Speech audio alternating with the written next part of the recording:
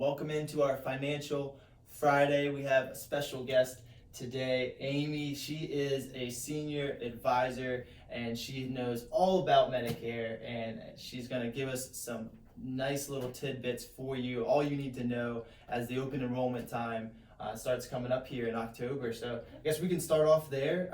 Open enrollment, what does that look like? What are the dates that people need to know? Yeah. Follow-up enrollment occurs every year from October 15th through December 7th, and it's that period of time where people who currently have Medicare can make change to their existing coverage. Okay. And for that, what changes would they be making? So they can switch from Medicare Advantage to original Medicare, or the other way around. They can switch from one Medicare Advantage plan to another. They can switch their Part D prescription drug coverage plan. One thing I do want to make people aware of is if you currently have original Medicare and you're switching to a Medicare Advantage plan, and then you down the road want to switch back to original Medicare plan, you will undergo the underwriting for pre-existing conditions. So that's one thing that you want to be aware of and think about when you're making those changes. And so you said Part D, and I know there's A, B, and C, and there's so many different letters for people to know. Can you kind of talk us through? I know for so many people it's kind of overwhelming when you start to get into it. And so if you can break it down as simply as possible, what do all those different parts look like? Yeah. Part A is your hospital coverage. Part B is outpatient physician services, x-rays, testing, all that kind of stuff. Part D is your prescription drug coverage. And then Medicare Advantage is sometimes called Medicare Part C. So Medicare Advantage kind of includes A, B, and usually Part D, the prescription drug coverage. Okay, so because there's Medicare Advantage and there's the original Medicare, and so that's the main difference, or is original Medicare, you usually can see it's Part A and Part B, usually not Part D. That would be a separate plan that you would buy through a Medicare policy in Part D. But usually you can see any doctor within the United States as long as they accept Medicare, which is most doctors. So there, it's really important if you're a person that, maybe you split your time between two different states. The winter you go somewhere warmer, and in the summer, you're upstate somewhere. You really want to pay attention to that because you may not have coverage if you don't have the Medicare, original Medicare. Also, usually there's no physician referrals for specialists under original Medicare. There usually is a 20% copay on some services, but like I said, you could purchase a Medigap policy, or sometimes they call it a supplemental Medicare plan, and that covers all those gaps in services. So I know, so you want to make sure your insurance is covered, but then the flip side, people also want to make sure cost-wise, are they keeping it in a sustainable rate for them in retirement? Right. What does the cost look like for all those different, A, B, C, and D? Right. So we kind of went over original Medicare. Medicare Advantage, on the other hand, is more of a A/B and includes D.